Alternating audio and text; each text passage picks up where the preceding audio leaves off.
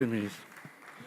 Avant de lui céder la parole, je voudrais saluer notre collègue Raphaël Gérard, que nous sommes heureux de retrouver parmi nous en parfaite forme. Merci. Merci. Ça va être dur.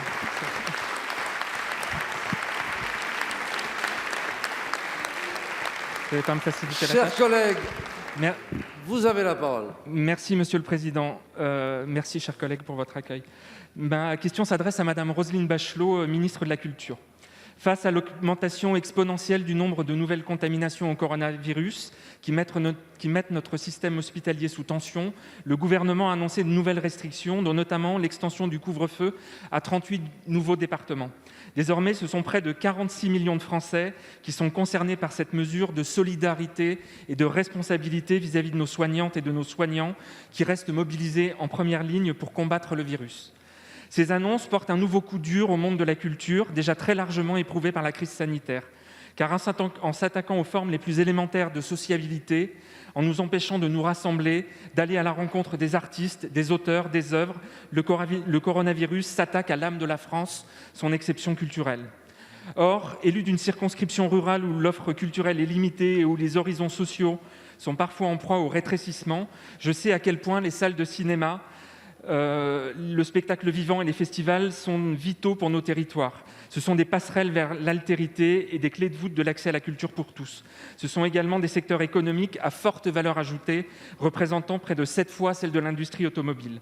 Conscient de ces enjeux, le gouvernement a annoncé des mesures exceptionnelles en soutien au monde de la culture dès le mois de mars. Il a fait de la relance culturelle une de ses priorités avec près de 2 milliards d'euros investis au cours de ces prochaines années. Il a annoncé cet été des mesures de soutien spécifiques au spectacle vivant et à l'industrie audiovisuelle. Mais voilà, contraint de fermer les portes des cinémas et des salles de spectacle au mieux à 20h30, alors que leurs billetteries ont déjà chuté de 30 à 50% par rapport à septembre 2019, les acteurs de la vie culturelle craignent le tombé de rideau final. Dans ce contexte, Madame la Ministre, pourriez-vous nous rappeler les mesures de soutien décidées par le gouvernement pour préserver ces pans entiers de notre vie culturelle qui, plus que jamais, face aux ténèbres du virus, dressent des clartés et plantent des flambeaux à la lisière des nuits? Merci, monsieur le député. La parole est à Madame Roselyne Bachelot, ministre de la Culture. Monsieur le député Raphaël Gérard, les applaudissements qui ont salué votre intervention vous font crédit de l'admirable parcours de militant culturel, du militant de la culture qui a irrigué toute votre vie, et notre joie aussi de vous retrouver en pleine santé pour poser cette question. Oui, vous avez raison. Oui.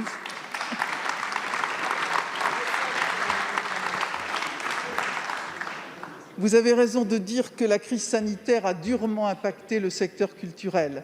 Dès que la décision de couvre-feu a été prise avec le Premier ministre Jean Castex, nous avons réuni les acteurs de la culture, du spectacle vivant, du cinéma, pour calibrer au mieux la réponse qu'il convenait d'apporter et permettre au secteur de continuer son action au service des Français.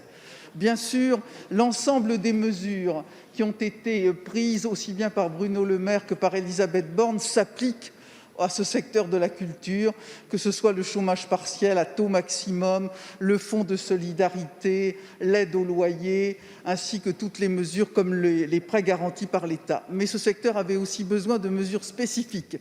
Nous les avons prises pour le cinéma, puisqu'à peu près la moitié de son chiffre d'affaires est réalisé en soirée. C'est ainsi que 30 millions d'euros ont été dédiés pour l'ensemble de la filière, que ce soit les exploitants, les distributeurs ou les producteurs. Et puis aussi le spectacle vivant, 85 millions d'euros ont été dédiés au spectacle vivant, 55 millions d'euros pour les fonds de solidarité et de sauvegarde.